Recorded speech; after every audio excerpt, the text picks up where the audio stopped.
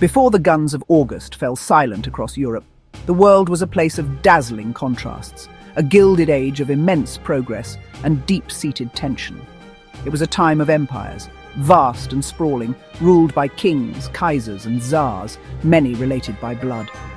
The British Empire controlled a quarter of the globe. The German Empire was newly forged and ambitious, an industrial powerhouse. The Austro-Hungarian Empire was grand but crumbling. The Ottoman Empire was grand but crumbling and straining to hold diverse peoples. It was an era of incredible invention: telephones, motor cars, flying machines, and people believed in limitless possibility. Yet this confidence masked a growing unease beneath polite society. The great powers were locked in a complex dance of alliances, a web meant to keep peace, but making large-scale war almost inevitable. Nations raced to build bigger weapons, battleships like Britain's dreadnought, and vast armies. The event that lit the fuse of the First World War happened on a sunny morning, June 28, 1914, in Sarajevo, the capital of the Austro-Hungarian province of Bosnia. Archduke Franz Ferdinand, the heir to the Austro-Hungarian throne, his wife Sophie were visiting the city. Their visit was seen as an assertion of imperial power in a region simmering with Slavic nationalism. Many Serbs in Bosnia dreamed of breaking away and joining with their independent neighbour, Serbia. A secret radical group known as the Black Hand saw the Archduke's visit as a perfect opportunity. They planned to assassinate him. The day began with a failed attempt. As the Archduke's motorcade drove along the river, one of the conspirators threw a bomb at his car. It bounced off the vehicle and exploded under the car behind, injuring several officers. Unharmed but shaken, Franz Ferdinand insisted on continuing, even deciding to visit the wounded in the hospital. A miscommunication led his driver to take a wrong turn down a narrow street. By pure, terrible chance, Gavrilo Princip, 19, was standing there. In the late summer of 1914, a wave of patriotic fever swept across the capitals of Europe. London, Paris, French soldiers in bright blue coats and red trousers marching toward the front. Berlin, crowds gathered in the streets, cheering for war, waving national flags. Young men rushed to enlist, caught up in a spirit of adventure and a profound sense of duty.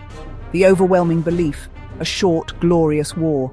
Soldiers were told they'd be home by Christmas. You will be home before the leaves have fallen from these trees. The great illusion. Modern warfare's new weapons would be too destructive, too expensive to last long. Everyone expected swift movement and decisive battles, like 19th century wars. The initial German advance through Belgium into France seemed to confirm this. Map, Schlieffenplan, wheeling movement. German armies swept forward, aiming to encircle Paris. However, the advance began to falter. Turning point. First Battle of the Marne. The year 1916 is seared into history. Great battles of attrition, monstrous clashes designed not to achieve a strategic breakthrough, but simply to bleed the opposing army white. The German command, under Erich von Falkenhayn, decided to attack the French at the fortress city of Verdun. Their strategy was explicit: to bleed France white. The battle began in February, lasted for 10 agonizing months, became a symbol of the war's pointless slaughter. The French commander, Philippe Pétain, rallied his troops with the cry, "They shall not pass." Both sides poured men and munitions into the fight. The British and their Commonwealth allies launched their own major offensive on the River Somme on July 1st, 1916. The first day of the Somme remains the darkest day in the history of the British Army. Confident that a week-long artillery bombardment had destroyed the German defences, British soldiers were ordered to advance across no man's land at a walking pace. But the German machine gunners had survived the shelling in deep concrete bunkers. They emerged to meet the advancing lines with a hail of fire, inflicting catastrophic casualties. The British suffered nearly 60,000 casualties, including 20,000 dead on that single day alone. For the millions of soldiers who endured it, life on the Western Front was a relentless cycle of fear, boredom, and misery. The trenches were vast, complex networks of ditches that offered protection from bullets and shells, but were nightmarish places to live. They were filled with mud, often waist-deep, which caused a painful condition known as trench foot. The constant damp and cold were inescapable. Soldiers shared their squalid living spaces with millions of rats and lice, which infested their clothing and spread disease. The smell was overpowering: stagnant water, unwashed bodies, rotting sandbags, lingering gas, and death. A British soldier, Harry Patch, who lived to be 111, recalled, "War is organised murder, and nothing else." Daily life was a monotonous routine punctuated by moments of extreme terror. The beginning of 1918 felt desperate for the Allies. With Russia out of the war, German General Erich Ludendorff knew he had a temporary window of opportunity. He amassed his best troops from the Eastern Front and prepared for a final, massive gamble to win the war before the full strength of the American army could arrive in Europe. In March, he unleashed the German Spring Offensive, or Kaiserschlacht, Kaiser's Battle. Using new stormtrooper tactics, small, elite units bypassing strong points to cause chaos in the rear, the Germans smashed through the Allied lines. For the first time in years, the front was moving again.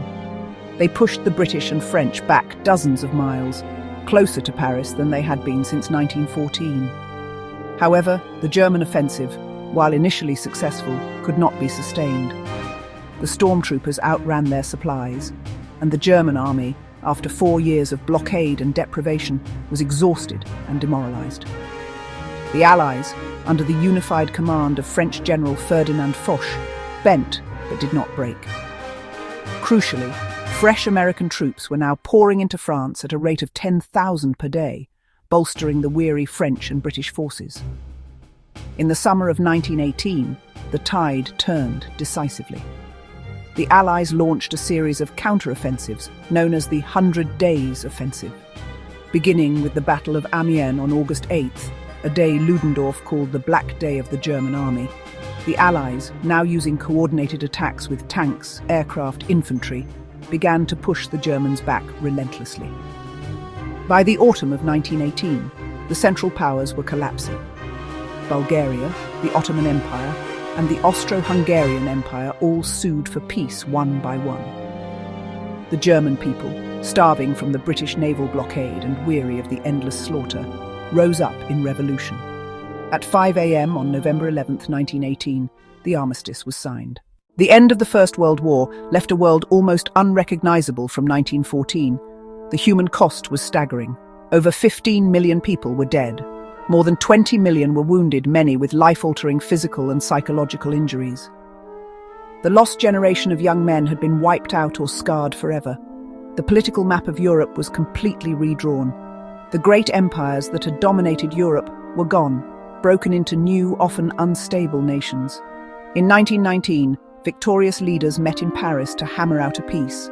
The Treaty of Versailles was shaped by the Big Three: Woodrow Wilson, David Lloyd George, Georges Clemenceau. The treaty forced Germany to accept full blame for the war guilt clause, pay crippling reparations.